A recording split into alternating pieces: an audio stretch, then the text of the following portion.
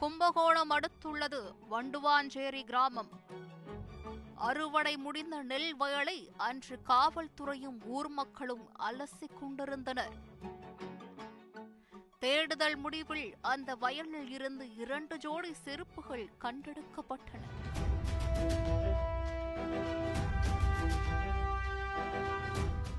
இத்தனை பரபரப்புக்கும் காரணம் இந்த மூங்கில் தோட்டத்தினுள் அன்று இரவு மீட்கப்பட்ட 2 சடலங்கள்.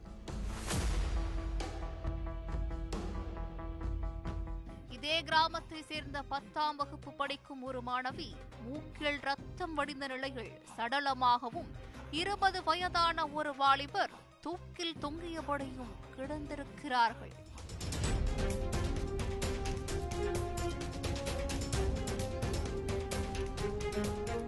சடலமாக மீட்கப்பட்டவர்கள் சுபிக்ஷா மற்றும் திலீப்.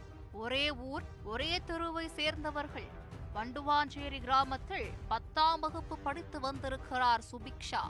திலீப் 12வது முடித்திருக்கிறார். சம்பவத்தன்று மாலை கொல்லைக்கு செல்வதாக சொல்லிவிட்டு சென்ற சுபிக்ஷா நீண்ட நேரமாகியும் காணவில்லை. இதனால் அச்சமடைந்த பெற்றோர் சுபிக்ஷாவை தேடி சென்றுள்ளனர். சுபிக்ஷாவின் 2 செருப்புகளை மட்டுமே கண்டுபிடித்திருக்கிறார்கள். கூடவே மற்றொரு ஜோடி ஆண் செருப்பும் கிடந்திருக்கிறது. செருப்பு கிடைத்த தடத்தை பின்தொடர்ந்து சென்றபோதுதான் அவர்களுக்கு காத்திருந்தது பெரும் அதிர்ச்சி. மூங்கில் காட்டுக்குள் சுபிக்ஷா சடலமாக கிடந்திருக்கிறார். இதனை கண்டு பதறியவர்களுக்கு மேலும் அதிர்ச்சியை அளித்தது தூக்கில் தொங்கிய திலீப்பின் சடலம்.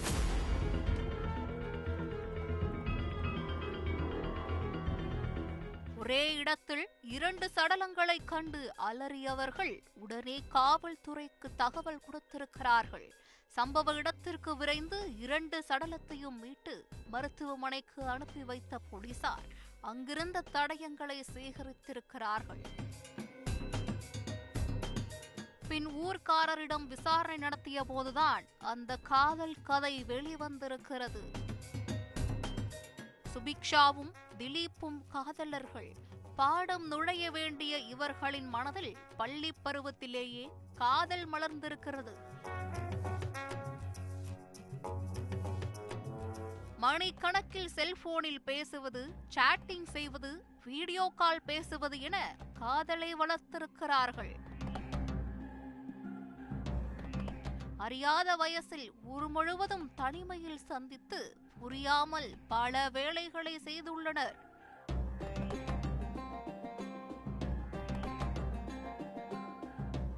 இந்த விஷயம் வீட்டிற்கு தெரிய வர 2 குடும்பத்தாரும் பிள்ளைகளின் எதிர்காலம் பாழாகி விடக்கூடாதென கருதி இருவரையும் கண்டித்துள்ளனர். அன்று முதல் சுபிக்ஷா படிப்பின் மீது கவனம் செலுத்த தொடங்கியிருக்கிறார். ஆனால் திலீப் மட்டும் சுபிக்ஷாவை பிரிய மனமில்லாமல் தொந்தரவு செய்ததாக தெரிகிறது. இந்நிலையில்தான் சம்பவத்தன்று இரவு கொல்லைப்புறத்திற்கு சென்ற சுபிக்ஷாவை பின்தொடர்ந்து சென்ற திலீப் தன்னுடன் பேசும்படி வற்புறுத்தி இருக்கலாம் என சொல்லப்படுகிறது.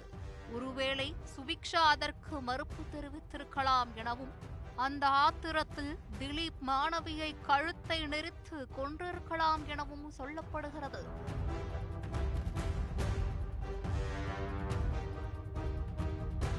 பின் செருப்புகளை வயலில் விட்டுவிட்டு சுபிக்ஷாவின் சடலத்தை தூக்கி சென்று மூங்கில் தோட்டத்தில் கிடத்திவிட்டு திலீப் தூக்குமாட்டி தற்கொலை செய்து கொண்டிருக்கலாம் எனவும் போலீசாரின் தரப்பில் கூறப்படுகிறது.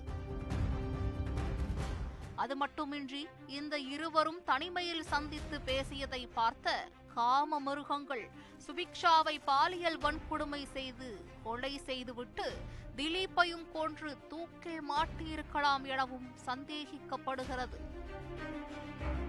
தடயங்களை வைத்து போலீசார் தொடர் விசாரணை மேற்கொண்டு வருகின்றனர். முழு விசாரணைக்கு பிறகே 2 மரணத்திற்கான காரணம் தெரியவரும்.